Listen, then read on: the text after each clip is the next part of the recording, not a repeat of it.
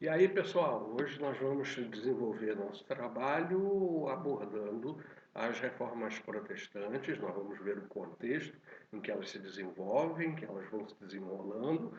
Vamos ver também, portanto, suas causas, vamos ver suas consequências e vamos fechar a aula de hoje trabalhando a reação católica em relação ao movimento protestante, que é chamado de contra-reforma ou, com um termo menos pejorativo, né, menos pesado, de reforma católica. Beleza? Então vamos nessa, me acompanhem.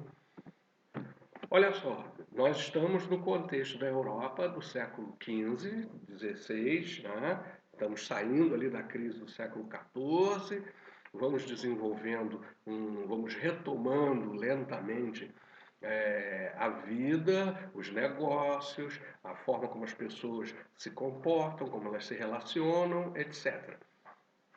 E eu tenho um contexto em que, emergindo da crise do século XIV, portanto, essa superação do século XIV, eu vou ter tanto a necessidade de desenvolver atividades econômicas que superassem aquela gravíssima crise, como que a gente já falou aqui anteriormente, que só a peste negra, por exemplo, ela considera-se, leva-se, toma-se como uma verdade que algo em torno de metade da população da Europa tenha morrido naquele momento por conta da peste negra, mais os que foram aí perecendo, mas em muito menor escala, por conta da Guerra dos 100 Anos, que a gente também já viu aqui, que é um conflito que envolve fundamentalmente as nobrezas da Inglaterra e da França, envolvia relativamente pouco as pessoas apenas quando elas eram apagadas, né, no, entre aspas, né, no fogo cruzado das batalhas, etc. Mas basicamente os que eram mobilizados, os que participavam dos combates eram os membros da nobreza, da realeza, etc. Então, e mais aqueles que vieram a perecer por conta da fome. Então, no geral, você considera, portanto, que cerca de metade da população da Europa morreu, mas essa metade só impactada pela peste negra, tanto sob a sua forma em que a contaminação se dava pelas pulgas dos ratos, assim como a sua versão, sua variante muito mais mortífera, muito mais letal, que era um vírus aéreo que provocava uma pneumonia mortífera nas pessoas.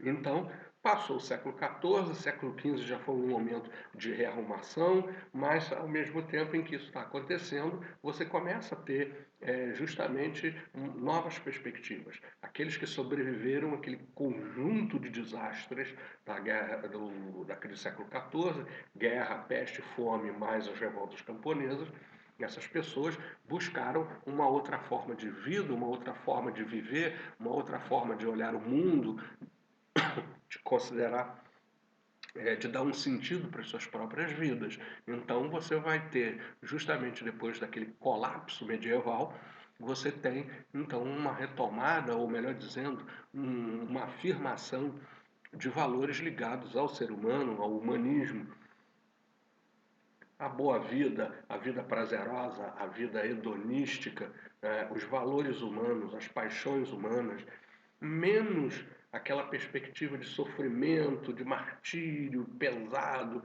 né, oriundo da religião, de um mundo teocêntrico, e agora mais um mundo ligado, digamos assim, ao tempo, ao século, às coisas que têm início, meio e fim, e principalmente uma vida menos sacrificada, ou uma vida menos tolhida por conta da religião. Então há uma valorização do humanismo, e isso vai aparecer inclusive nas reformas protestantes, que a gente já vai ver rapidamente. E temos também no mesmo contexto a emergência dos novos estados, agora os chamados estados nacionais, que no momento em que estão surgindo e se consolidando, eles enfrentam, eles se opõem, eles impactam a ideia, uma das ideias que você tinha no período medieval, que era a ideia de um grande império controlado pela igreja, uma grande teocracia, né? A ideia do papado, né? De um governo universal exercido pelos papas lá no Vaticano, lá em Roma, etc., essa ideia vai sendo cada vez mais arranhada ou contida pelo surgimento de estados nacionais que, para surgirem ou para se consolidarem, inclusive, isso passava pelo enfraquecimento da própria Igreja Católica.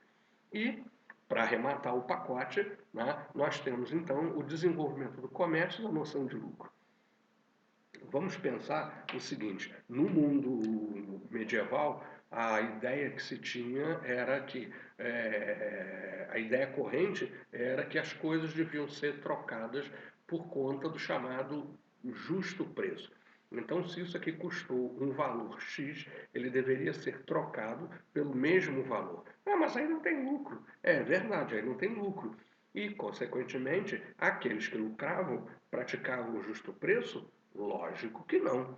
Em função disso, é que você vai ter, portanto, uma ideia de se disseminando, à medida que a burguesia ganha cada vez mais influência, ganha cada vez mais importância, mas é condenada do ponto de vista da religião, né? A ideia da riqueza, da prosperidade que os comerciantes obtinham era, no fundo, um resultado de um roubo. Logo, os burgueses não podiam ganhar o reino de Deus, não podiam ganhar a salvação eterna, porque a única coisa que fizeram ao longo de suas vidas foi roubar, porque ao invés de praticar o preço justo, cobravam a mais e, consequentemente, esse lucro era um roubo, né, em relação aos consumidores. Então, a ideia que a igreja tinha, que disseminava, era uma ideia de condenação à acumulação de riqueza e ao lucro. Tanto é que, muito provavelmente, naquele momento da missa em que se faz as ofertas, né, que se fazem as ofertas, a sacolinha provavelmente ficava muito mais tempo perto dos burgueses porque eles tinham mais pecados para se aliviarem. Então, assim, eu tenho um contexto de sobrevivência, de recuperação, de um mundo mais humanizado do que teocêntrico, portanto, nós vamos chegar ao antropocentrismo, em que o homem está no centro das coisas. Tenho esse contexto da formação dos novos estados, e aí o interesse desses reinos em enfraquecer a igreja, e tenho, de fato, como um grande pano de fundo, a ideia de que a prosperidade não podia resultar numa condenação. Eu tenho uma burguesia como classe social em ascensão, e essa burguesia desejava uma teologia adequada ao seu modo de vida e suas expectativas. Eles não querem passar a vida trabalhando e no final serem condenados a residirem na sucursal do inferno. Eles gostariam, obviamente, de viverem lá no paraíso, na vida eterna, não na danação eterna.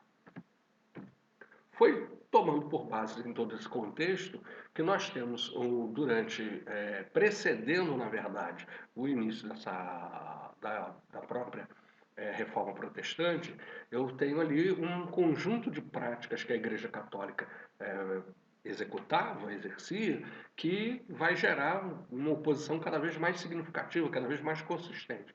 Por exemplo, não era incomum que você tivesse padres que, ao invés de praticarem o celibato, tinham famílias, às vezes mais de uma, tinham pencas de filhos ilegítimos, levavam uma vida desregrada, viviam no século quando deviam viver para a religião, deviam viver para Deus, mas viviam nas tabernas, viviam nos prostíbulos, viviam em associações com gente da pior espécie, e não para fins de conversão, mas sim de conluio, muitas vezes.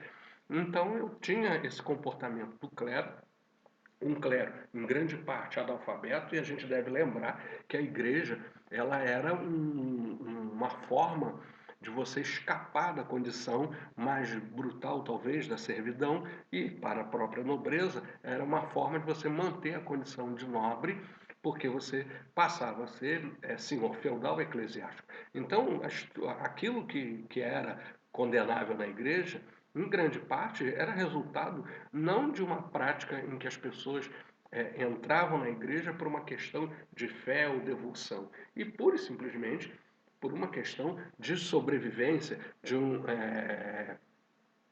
de satisfação de necessidades mais urgentes do que a salvação da alma. Então você tinha, portanto, padres, freiras, etc., que tinham comportamentos absolutamente condenáveis, e isso não era uma coisa que vinha senão desta origem, que as pessoas entram para a Igreja Católica não por uma questão de fé, não porque tem uma crença verdadeira, mas pura e simplesmente porque a igreja é uma alternativa de sobrevivência. Então, uma das coisas comuns que aconteciam nesse clero despreparado, que levava uma vida desregrada, etc., estava associado, por exemplo, também à venda de objetos pretensamente religiosos. Tá?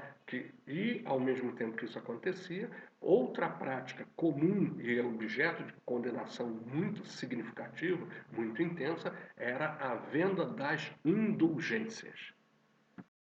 Mas o que eram as indulgências? As indulgências eram documentos de perdão. A igreja vendia tais documentos, portanto, digamos assim, perdoava os pecados acumulados pelo indivíduo e com aquele papel ele, portanto, estava, entre aspas, garantido de entrar no reino de Deus. Obviamente que isso era uma coisa que não passava necessariamente por um arrependimento. Quem passou a vida, levou a vida cometendo crimes, considerava que naquele momento, comprando aquele papel, garantia, portanto, a entrada no reino de Deus, sem a necessidade de um arrependimento de fato. Aí entra, por exemplo, a questão do humanismo, porque quando você valoriza as questões humanas, Lutero vai dizer que o homem se salva por suas obras.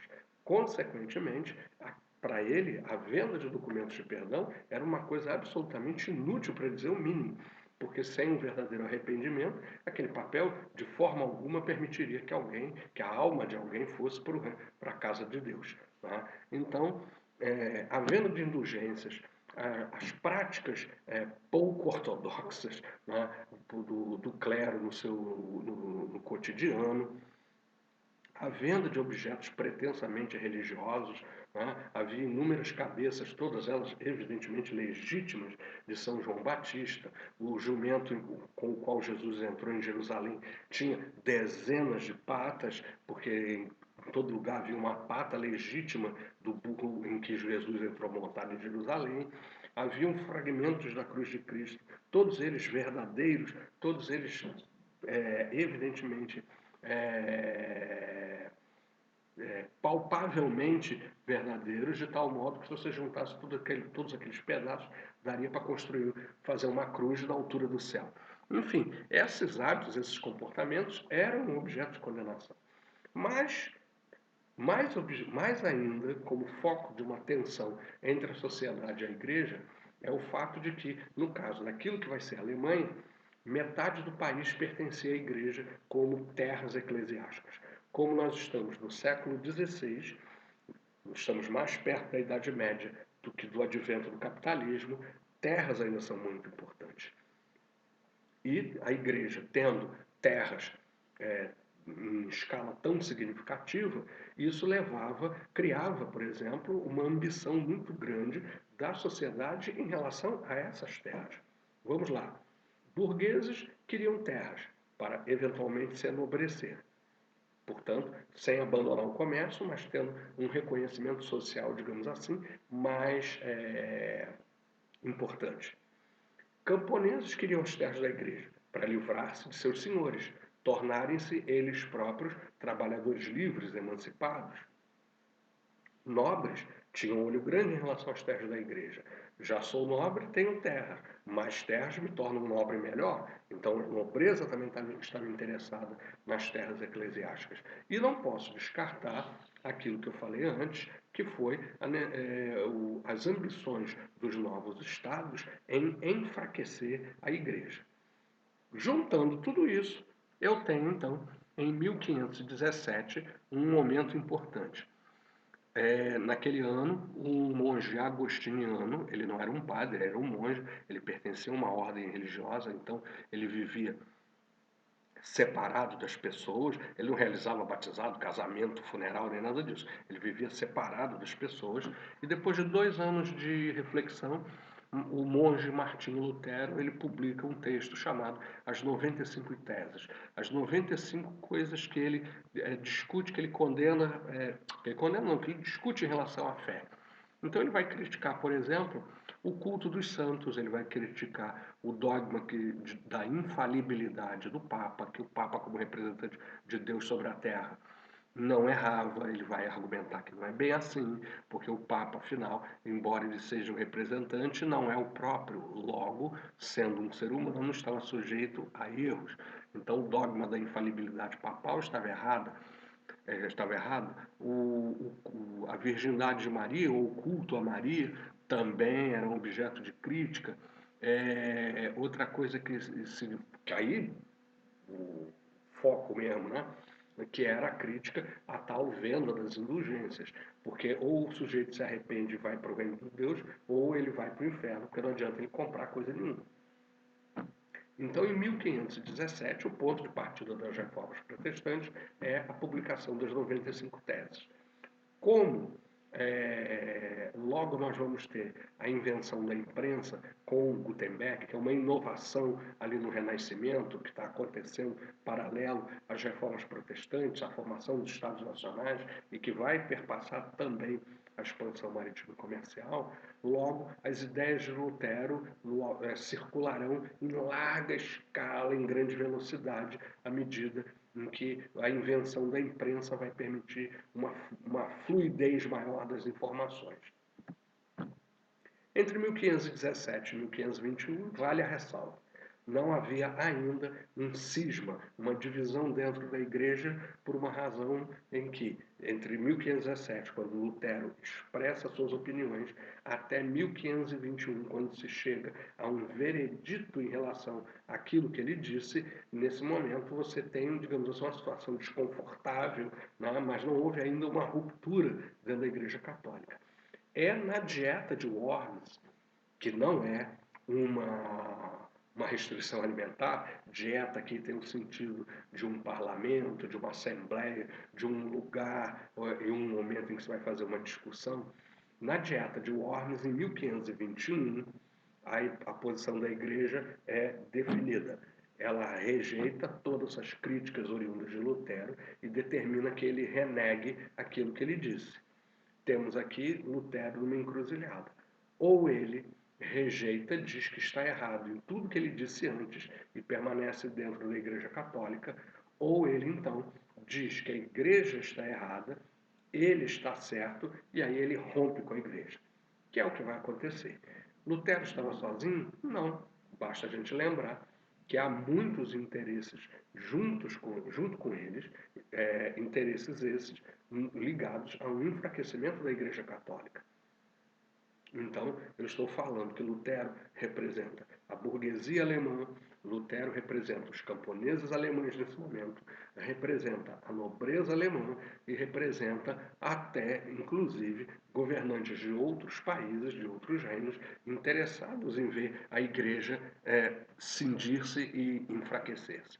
Então, em 1521, aí sim nós temos o chamado cisma, que é o momento em que a igreja católica apostólica romana divide-se: católicos de um lado, reformados, protestantes ou luteranos de outro. Beleza? Então, 1521 marca esse cisma. Apoiado pela burguesia, por setores do clero insatisfeitos, por nobres interessados nas terras da igreja, camponeses. Vamos retomando, porque quando a gente não tem um Projac, a gente tem uma sonoplastia toda peculiar, né? Então, vamos retomar. Portanto, ali apoiado pela burguesia, por setores do clero insatisfeitos, pela nobreza interessada nas terras eclesiásticas, também os próprios camponeses, você tem, portanto, sustentando Lutero e sua causa, um conjunto de segmentos sociais bastante significativo. Tá ok? E aí você chega, aí sim, nesse momento você tem o rompimento, você tem a ruptura. O que vai ocorrer na sequência é uma guerra religiosa, opondo católicos de um lado, protestantes de outro, e essa guerra vai se estender até 1555, quando, na chamada Paz de Augsburgo, também pode aparecer como Dieta de Augsburgo, será selada a paz entre protestantes e católicos, considerando o seguinte elemento: em todas as regiões, em todas as localidades, a religião oficial seria a religião do príncipe. Se o príncipe for protestante, todos devem ser protestantes. Se ele for católico, todos devem ser católicos. Mas se eu for católico numa terra protestante, bom, eu acho que sua vida não vale muito. E se você for protestante numa terra católica, vai ser a mesma coisa. Veja só, então eu tenho nesse período de 1521 a 1555 uma guerra religiosa. Mas essa guerra religiosa também é uma guerra social, porque como eu já me referi ao fato de que os camponeses ambicionavam emancipar-se de seus senhores, apossando-se de terras eclesiásticas, vai chegar um momento em que, atemorizados por esse, digamos assim, por essa postura mais agressiva, mais incisiva do próprio campesinato, que ao invés de vir a reboque, vai à frente agora, esse campesinato assusta os senhores, assusta aqueles interesses tipicamente feudais das classes governantes, e o próprio Lutero, então, é instado a tomar uma postura, a tomar uma medida contra eles. É o que Lutero vai fazer, que quando ele classifica os camponeses revoltados como cães danados. Como um cão danado não tem cura, os camponeses qualificados como cães danados também não teriam.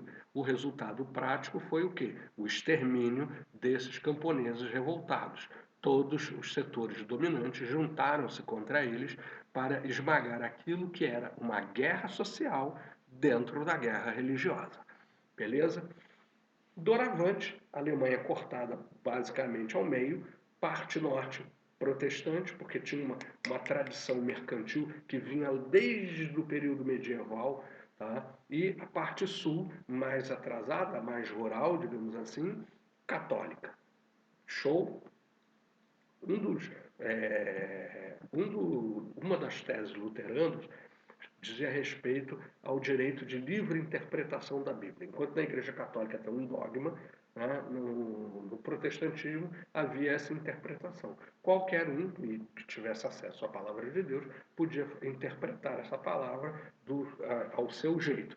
O que fez com que o movimento protestante, ele então, desse origem a inúmeras correntes. A Igreja Católica é uma, mas no movimento protestante eu tenho muitas vertentes. Uma dessas vertentes nasce na Suíça, uma outra comunidade profundamente dominada por interesses mercantis, chamada de Suíça. E nessa região, um religioso chamado João Calvino, que vivia nesse ambiente fortemente mercantil, ele vai chegar à conclusão de que, já que ele também pode interpretar a Bíblia, né, ele vai chegar a uma conclusão que será diametralmente oposta à ideia católica dominante até então, de que o indivíduo, para se salvar, dependia da intermediação da igreja. Calvino vai trazer uma ideia chamada de predestinação. E o que quer dizer isso? Que todos os indivíduos, antes de virem à Terra, assumiram com Deus um pacto, um acordo, fizeram com ele um tratado no qual eles se comprometiam a vir a esta terra, vir a este mundo e trabalhar, enriquecer, prosperar, poupar, etc. Enfim, mediante o trabalho honesto e uma vida virtuosa, né, a recompensa seria dada por esta vida de dedicação com as riquezas. Logo, quando você olha à sua volta e você não vê todo mundo rico, você vai perceber que esta ideia da predestinação divide agora digamos assim, o rebanho entre aqueles que cumpriram o acordo com Deus, ou seja, enriqueceram, prosperaram, acumularam, fizeram fortuna, e aqueles que não fizeram isso.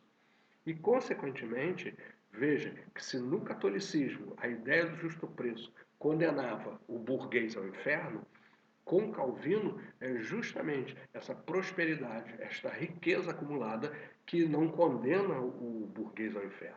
Muito pelo contrário, é a chave que abre o reino de Deus, é a que vai fazer com que ele se salve. Olha a guinada que se deu da condenação por não praticar o justo preço, Chegamos em Lutero, em que mais importante era a fé, não o que o sujeito carregava no bolso, podia ser rico ou pobre, tendo fé se salvará. Não tendo, não interessa se é rico ou pobre, vai para o vinagre. E agora, só quem se salva? Os ricos. Por quê? Porque os ricos cumpriram o pacto de predestinação de enriquecer, prosperar, etc. Então, eles são salvos e os pobres condenados. Olha só que guinada que se deu, né? Então veja o seguinte, a partir daqui nós temos uma terceira abordagem em relação ao movimento protestante, essa mais identificada com a figura de Henrique VIII. Por quê? Henrique VIII, ele era, em 1535, ele rompe com a Igreja Católica por uma questão fundamental. Ele estava casado com uma mulher já de uma idade um pouco avançada, que não conseguia dar a ele um filho homem. E ele perseguia, tinha necessidade desse filho homem justamente para que pudesse garantir a sua descendência, a sua linhagem. E, a partir de um certo ponto, vendo que não seria possível ele ter esse filho homem, ele solicita ao Papa uma dispensa eclesiástica no sentido de acabar com seu casamento, encerrar seu casamento. Se isso lhe fosse concedido, ótimo, livre para casar, arrumaria uma mulher mais nova, uma mulher mais jovem que pudesse suprir essa necessidade que ele tem. Só que o Papa estava literalmente entre a cruz e a espada, ou seja, o Papa estava entre Henrique VIII de um lado e Carlos V de outro. Carlos V era imperador do Sagrado Império Romano Germânico, que se proclamava uma espécie de sucessor do Império Romano, e que nesse momento sustenta a guerra do Papa contra os seus inimigos protestantes naquilo que um dia vai ser a Alemanha. O Papa fica entre brigar com Carlos V, topar a dissolução do casamento de Henrique e, consequentemente, ganhar um inimigo de peso, que é o Carlos V, o imperador Carlos V, no momento da guerra dele contra os protestantes, ou então compra uma briga com Henrique VIII, não concede a ele a dispensa, mantém Henrique ligado a Catarina de Aragão e enfrenta as reclamações do rei da Inglaterra. Só que ele não podia talvez imaginar até onde iria essa necessidade de Henrique VIII em dissolver seu casamento com Catarina de Aragão. Em 1535, ele proclama o ato de supremacia. O que é o ato de supremacia? A Igreja da Inglaterra agora não é mais submissa, não é mais submetida, não é mais controlada pela Igreja Romana, não é mais controlada pela Santa Sé, não é mais controlada pelo Vaticano. A Igreja da Inglaterra se submete ao seu rei, que na verdade passa a ser o chefe da Igreja Nacional. Logo, quando eu falo de anglicanismo, ou seja, a Igreja Protestante da Inglaterra, eu estou me referindo a uma situação um pouco diferente daquela que sustentou a origem do luteranismo ou do calvinismo. No caso do anglicanismo, a razão fundamental, a origem, era o quê? Era a formação e a consolidação do Estado Nacional inglês. Enfim, Henrique, em 1535, tornou-se chefe da própria Igreja da Inglaterra e ele se autoconcedeu o divórcio. Coisa que depois ele vai fazer de novo, mas o recurso mais frequente que ele vai fazer em relação às suas sucessivas esposas, já que ele teve 6 casamentos, foi matá-las. Né? Várias delas acabaram executadas, acusadas de traição, quando não eram capazes de dar a ele o filho, o homem que ele tanto necessitava.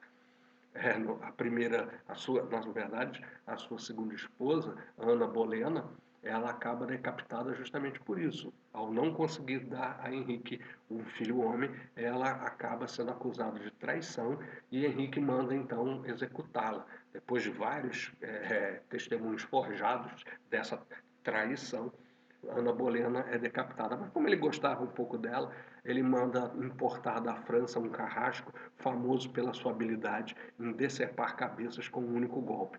Foi talvez o último gesto de afeto de Henrique em relação à sua segunda esposa. Que ela morresse de um golpe só, com pouco sofrimento.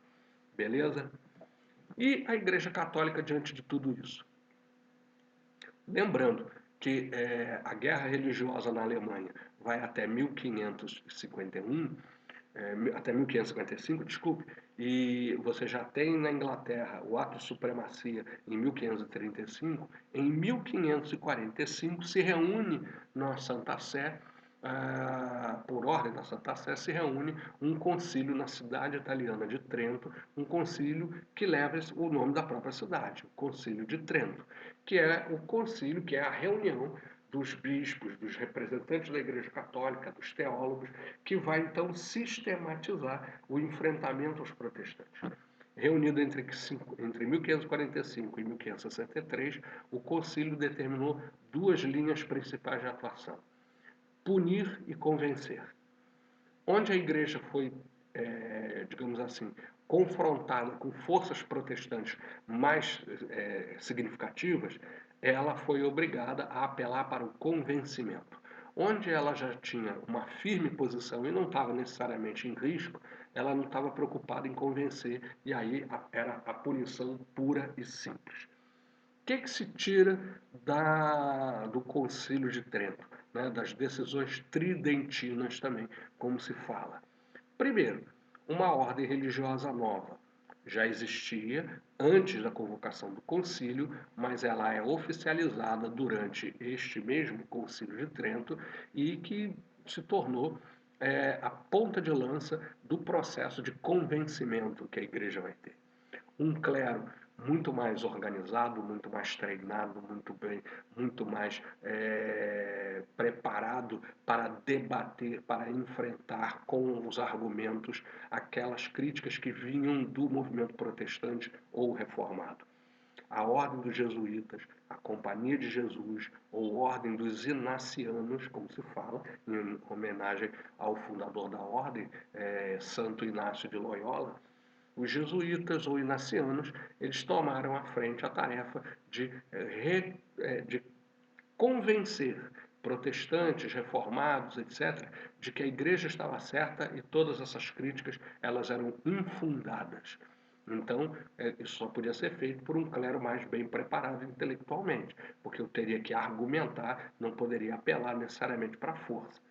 Onde a igreja podia castigar, ela vai implementar o índex ou relação de obras proibidas, portanto era uma lista de censura, os livros, textos, panfletos, fragmentos, etc., ali lançados, ficavam vedados para os católicos. Um católico não podia ler um livro ou um texto lançado no índex, a menos que ele estivesse disposto a correr o risco de uma excomunhão e, eventualmente, prisão, tortura e morte nas mãos daquilo que é o Tribunal do Santo Ofício da Inquisição, também conhecido como Santa Inquisição ou simplesmente Inquisição. O Tribunal do Santo Ofício não foi uma criação do Concílio de Trento. Ele foi uma recriação. Esse tribunal já tinha existido no período medieval e foi recuperado, foi retomado agora, nesse momento. E ele servia para quê? Para que você perseguisse aqueles que tivessem comportamentos desviantes, aqueles que se opusessem aos dogmas, aqueles que enfrentavam a Igreja Católica. E, nesse caso, a igreja recorria a algumas coisas assim mais explícitas. Tipo assim, a coisa da tortura já é lugar comum, todo mundo sabia, embora pareça até que só a igreja praticasse tortura e só fizessem isso naquele tempo, não em tempos muito mais recentes. Mas a igreja, não que isso desculpe, evidentemente, mas é só para a gente contrapor aí que a igreja também não é necessariamente a única instituição a carregar essa mácula, né, em sua trajetória. Aqui nós temos duas imagens. A primeira, colorida, ela representa um espetáculo público de castigo, tá? Que é o chamado auto de fé. O auto de fé é um momento em que a igreja teatralizava, dava o aspecto físico, o visual, o concreto do que significava desafiar a igreja. Então você tinha pessoas queimadas vivas, você tinha pessoas queimadas, embora tivessem a duvidosa sorte de serem estranguladas primeiro, você tinha aqueles indivíduos que eram queimados em imagem, um sujeito que conseguiu escapulir das mãos do Santo Ofício, mas a figura dele, a imagem dele, o nome dele é queimado para que as pessoas saibam que se por um acaso ele retornar, ele já foi um sujeito morto em imagem, então está facultado a qualquer um matá-lo de fato. Você tinha a queima de obras proibidas, de obras condenadas, você tinha a exibição pública de indivíduos condenados pela Santa Inquisição, mas que não necessariamente tinham sido condenados à morte. Havia inúmeros suplícios, haviam chicoteamentos, haviam desmembramentos, esmagamento de ossos, etc., que eram castigos, digamos assim, menos derradeiros do que a morte na fogueira. Muitos eram condenados a isso que temos nessa imagem menor aqui, que não é colorida, né? Que é o uso do San Benito. Podemos observar aqui que são várias pessoas, porque tem feições diferentes, feições distintas, e dependendo do crime que o indivíduo tinha, vindo da esquerda para a direita, nós temos os pecados cada vez mais graves. O uso do San Benito, que é essa vestimenta, podia ser reduzido, por exemplo, a algum tempo, podia ser por alguns anos, podia ser para a vida toda. E, de acordo com o crime que o sujeito fosse condenado, ele podia ter apenas aquela primeira ali, em que você tem uma bata branca, né? Mas ele é obrigado, em todos os momentos que ele encontrar com alguém, ele deve estar com aquela roupa sob pena de ter o seu castigo agravado. Então, o indivíduo não pode ir à rua sem estar vestido daquela forma, e se alguém for visitá-lo, imagina se alguém visitaria um sujeito condenado pelo Santo Ofício, mas se alguém fosse visitá-lo, que ele teria que vestir-se com aquela bata para que a pessoa visse que ele foi um condenado. Temos aqui o segundo aqui, que só tem uma faixa atravessada, não sei necessariamente, não sei o que significam essas marcações. Havia toda uma graduação dos castigos e na implementação desses vestuários.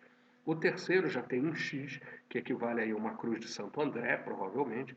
O quarto já carrega um chapéu cônico, né, dá uma maior visibilidade à sua condição de criminoso, de delinquente.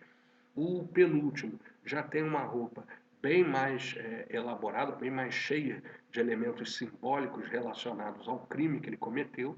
E o último, então, nem se fala. Né? Parece um pavão enfeitado para a morte.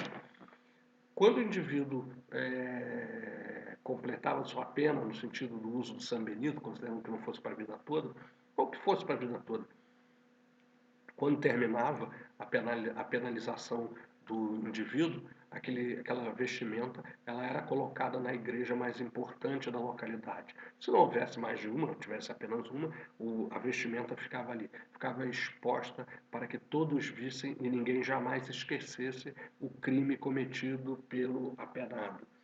Veja que, portanto, a pena podia terminar, mas a lembrança do crime não terminava. E se o camarada tivesse que carregar essa vestimenta para a vida toda, quando morria, a vestimenta ficava pendurada lá na igreja até que o tempo a consumisse, até que ela se decompusesse naturalmente, o que podia levar várias gerações. E aí você sabia que aquilo ali pertencia a um fulano, que a família dele teve um sujeito condenado pela Inquisição e, consequentemente, de alguma forma, os respingos daquele castigo, daquela condenação, recaíam sobre o indivíduo. Tranquilo? Por hoje a gente encerra, nós estamos fechando mais esse item. Quando nós encerrarmos a parte referente às grandes navegações, que eu vou tratar na aula de semana que vem, e talvez não dê para terminar, mais umas 2 semanas a gente fecha tudo e a gente faz a nossa primeira atividade avaliativa referente a esse bimestre. Tranquilo? Galera, mais uma vez um abraço para todos vocês e o meu reconhecimento pelo esforço, pela capacidade que vocês têm de continuarem atuando remotamente, continuarem tentando aprender de alguma coisa, de alguma forma, que vocês estão se superando. Isso é uma coisa que vocês vão levar para a vida toda. Galera, um abraço, até o nosso próximo encontro.